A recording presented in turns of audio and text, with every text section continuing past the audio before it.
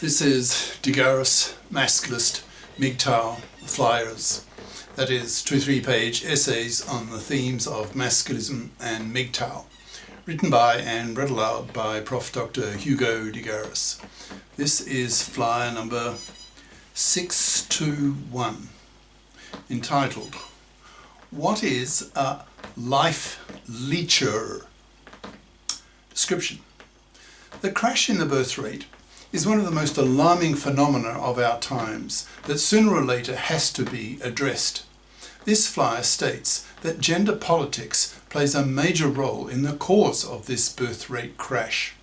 It also states that once the gender laws have largely been men-fared and women-fared, then governments and society can concentrate on pushing up the birth rate by applying a new term, life leechers, to adults who consciously choose not to reproduce themselves, thus contributing to the population crash, making them genociders and hence criminals. The term life leecher is deliberately coined to be a very negative label for such people who are not fulfilling their civic duty to reproduce themselves. Now the flyer itself.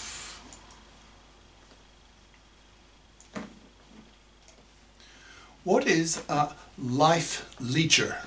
By Prof. Dr. Hugo de Garis. Email profhugodegaris@yahoo.com. Website profhugodegaris.wordpress.com.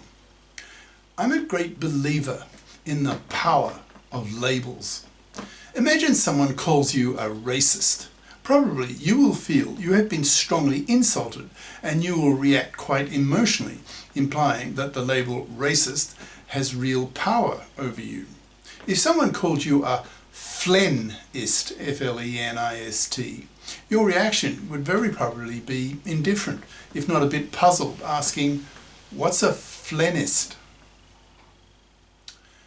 As a Masculist theorist, I use labels that I coin to attach to new ideas, new concepts that I feel are important, that need to be spread, so that large numbers of people can be aided in their thinking about these new ideas, these new concepts.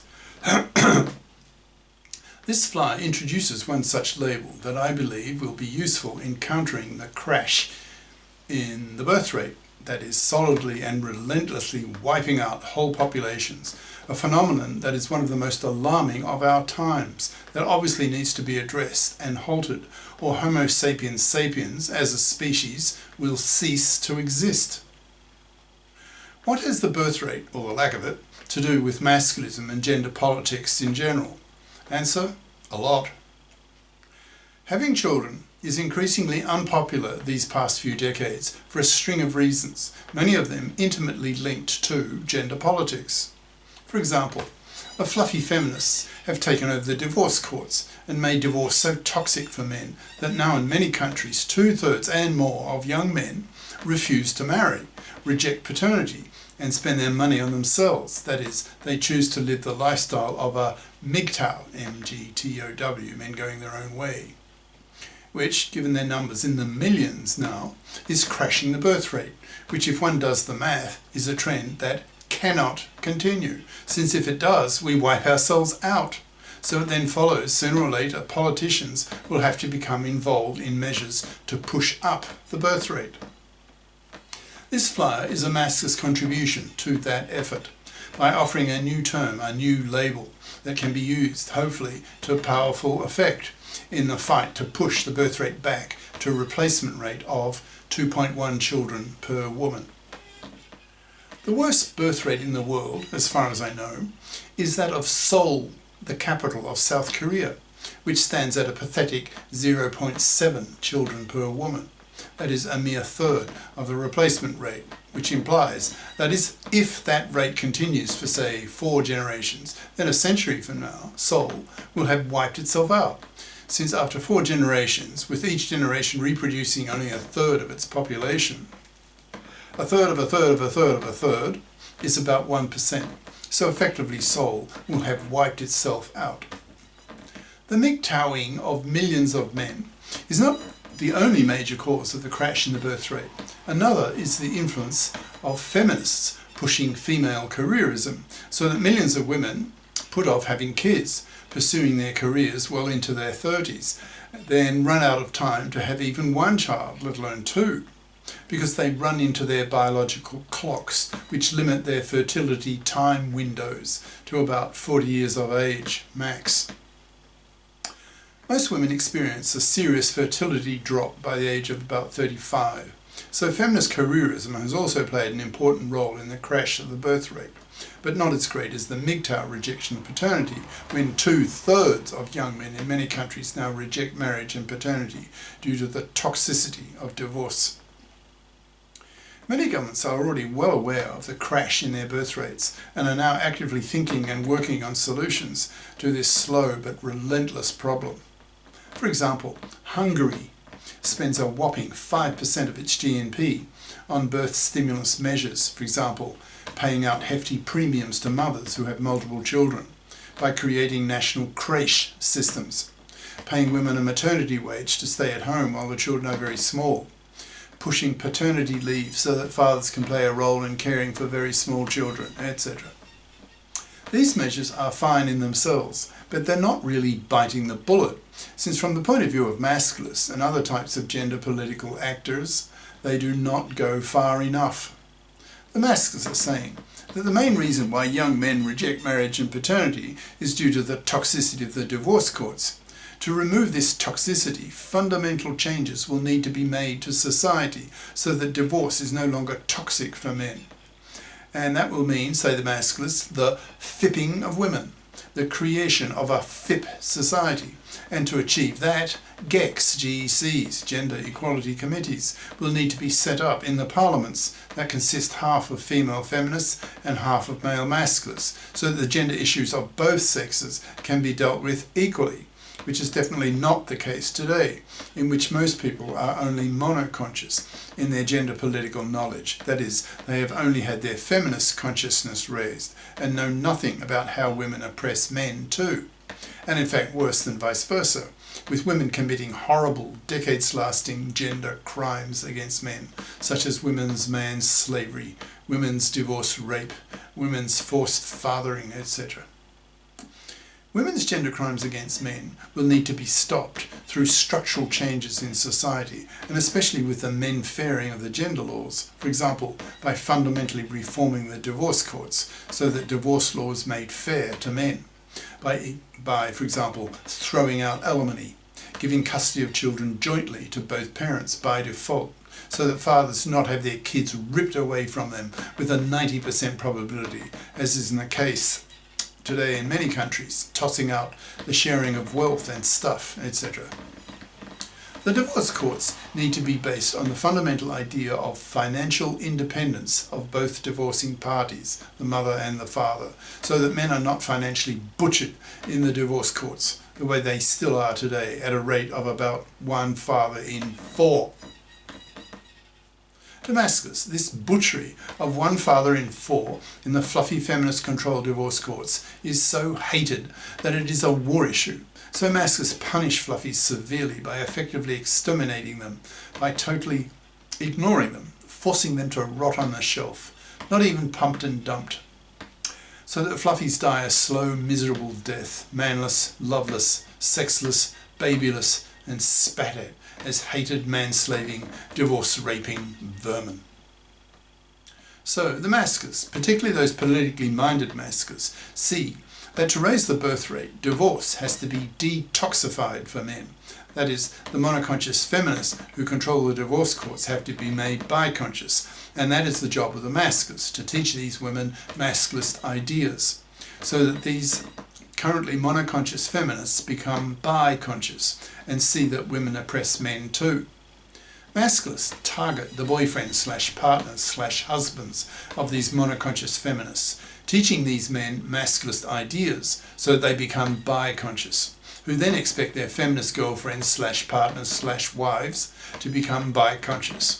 Or these feminists will risk being dumped by their bi-conscious boyfriends, who will not tolerate the monoconscious feminazi bigotry, MFB, of their girlfriends. Society needs to be men-feared by the fipping of women and the creation of a FIP society, which is one of the major jobs of the Masculist half of the GECs, Gender Equality Committees. Women too need to be pressured to be mothers by the GECs and by politicians in general, since the wiping out of whole populations concerns everyone, so is a major and general issue that should concern all citizens and all politicians. To encourage women who love their careers to also have babies has motivated Masculist theorists to construct the MCT for women, that is, the mother career timeline for women, so that women can have the best of both worlds, that is, be mothers and have a real financially rewarding career, so that they are not manslaving, divorce-raping parasites of men's labour and money. For example, take the case of an upper middle class woman with the IQ necessary to get a master's degree in a career competent major, e.g. STEM or the professions. She gets her master's at 23 and works for 5 years in her well-paid career and marries during that time. She has her first kid at age 29 and her second at 31. Thus she and her husband have fulfilled their, in capital letters, civic duty to reproduce themselves. More on this later. At 35, her second kid is off to kindergarten and she goes back to her career so that she is not a fluffy parasite of her husband. During the 6 years that she is at home, looking after her small children, the government pays her a hefty maternity wage so that her husband is spared from being the sole breadwinner for the family, which is a very stressful situation. The above measures, that is the fipping of women, the creation of a FIP society, the reform of the divorce courts, the men-fairing of the gender laws, etc., are probably not sufficient to restore the birth rate to replacement rate. So what else is necessary to motivate both sexes to have babies again? I believe that a powerful social pressure coming from both governments and society will need to be applied to both sexes to motivate them to have their 2 children per couple so that they reproduce themselves. I propose the use of the term life leecher, a very negative, pejorative term, to be applied to those adults who consciously choose not to reproduce themselves. As I said at the beginning of this flyer, I'm a strong believer in the power of labels. So I'm proposing this label that slips easily off the tongue with its 2 L's and its very negative connotations of being parasitic, that is benefiting from the sacrifices made by their parents in giving them birth and paying for their childhoods, but not doing the same for the next generation, and thus contributing to the crash of the birth rate, and thus contributing to the genocide of the population, making them criminals. So, imagine a decade from now, once governments have formed GECs, that nearly everyone has become bi-conscious, that gender politics is increasingly becoming irrelevant as society has become fair to both sexes, but the birth rate keeps crashing, so that governments and society become increasingly alarmed that measures have to be taken to push up the birth rate. Imagine then some life leecher being accused by his/her friends, parents, acquaintances of being just that, a life leecher. As the term becomes very familiar and it takes on a strong emotionally negative charge, then governments can use it as the basis for new legislation to punish life leechers by imposing very heavy taxes on them, denying them certain privileges regarding interest rates on house payments, etc. That is, punishing life leechers for contributing to the annihilation of the population by not doing their civic duty to their community, by leeching off the sacrifice of their parents and not paying back that sacrifice by doing the same for the next generation. To combat life leechers, gender politics will play a major role, as this flyer has explained. Once society and the gender laws have been men-faired and women-faired, then society can concentrate on pushing up the birth rate by penalising heavily the life leechers, making them feel excluded from society as generational parasites, as leeches off life, as undesirables. Cheers. Prof. Dr. Hugo de Garis. Email profhugodegaris@yahoo.com. Website profhugodegaris.wordpress.com. Author of the book Masculism, Men's Rebellion Against Being Man's Slaves to Women, an e-textbook of 620 plus Masculist flyers for men's studies courses, freely downloadable in Microsoft Word format from my website. Ciao.